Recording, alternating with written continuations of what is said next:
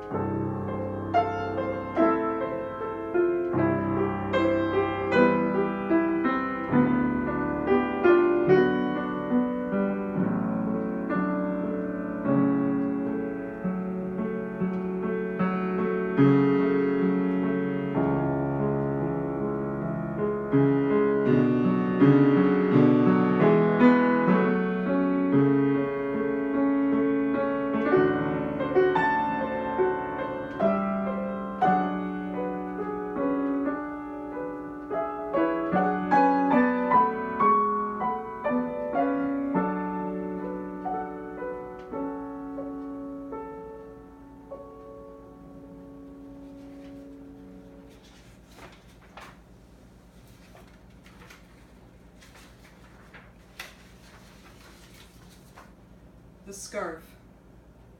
Always there is a memory of birds. I see them even when the curtains are drawn. When I'm out walking in dreams, they bring the thirst at night when there is no one. I reach for the glass on my bed table, finding it empty. Despairing, I climb on my horse to tremble under his shuddering flanks. I stroke his ears and between his eyes, letting my hand drop for his nuzzle. We walk the rooms to remember. Then out through the kitchen door into the sky. There was a time I believed in the future, all the 4 seasons, a watching moon. I have come to believe in nothing more than walls and mold and shadows. A roof that rattles and leaves its tiles on the ground, mice and other scurrying things. I dress in black and carry myself with dignity, pride, a falsehood. My scarf is black and velvet. It should bring solace to one looking for sleep. Midnight.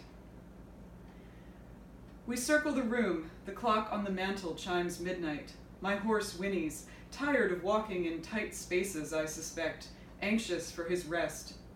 As I am anxious for mine, but not in a cold bed, empty. A mattress that doesn't squeak when my thin frame lowers to it.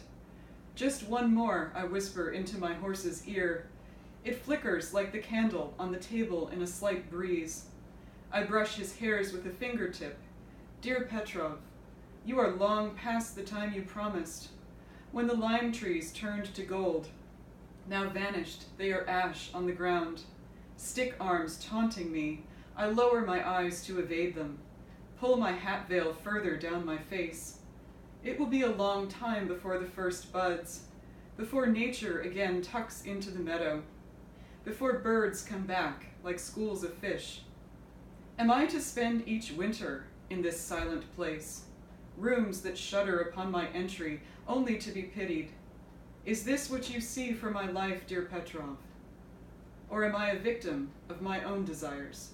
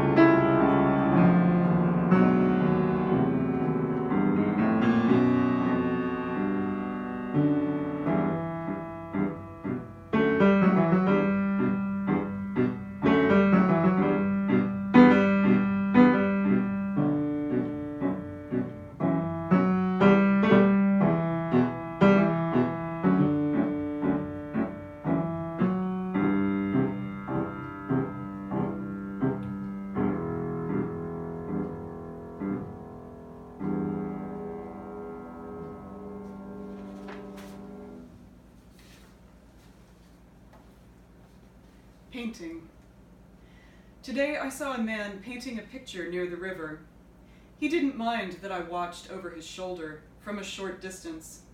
The day was warm and bright. Butterflies flitted about.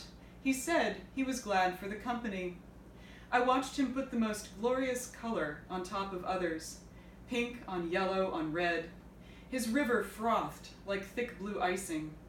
Then he said, "The light has changed," packed up his paints and brushes. "Will you be here tomorrow?" I asked. He only smiled, clenching a stick of straw in his teeth.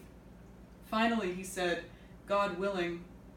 I watched him walk bent-backed up the river slope, calling out goodbye to him. Should God not be willing tomorrow? At least I have said my goodbye. I clenched my hands till his form vanished past the trees. Dear Petrov, do you fear the guns and cannon fire that assail these lands? Do you whisper, God willing, each day and night? Or is it a matter of luck, as you said after drinking too much whiskey the very same night you talked about love? Hat. Out in the shed, my horse looks empty. I feed him new hay and potatoes from my hand, sing him a song to cheer his poor life. His tongue feels warm and scratchy. In the town, people sing and cheer themselves each night. I tether him to the trap, explaining we are going into town, telling him to remain steady while I retrieve my best hat, the one you festooned with an ostrich feather, dear Petrov, tucking it under the velvet ribbon band. Exquisite, this feather. A hat like no other. Women jealously eye this hat, coveting it. I wear it with pride, also for courage, protection, faith. It makes me joyous, and that in itself would be enough. I climb in the trap, and we clap down the roads into town. My horse's tail and my feather bounce in unison. I sing a few songs, and we bounce more jubilantly. Pure, dear Petrov, you once said about my voice. I felt it drop down from heaven then, pushing through me. That night I sang sweeter, till dew drained from the flowers, once the sun had risen again.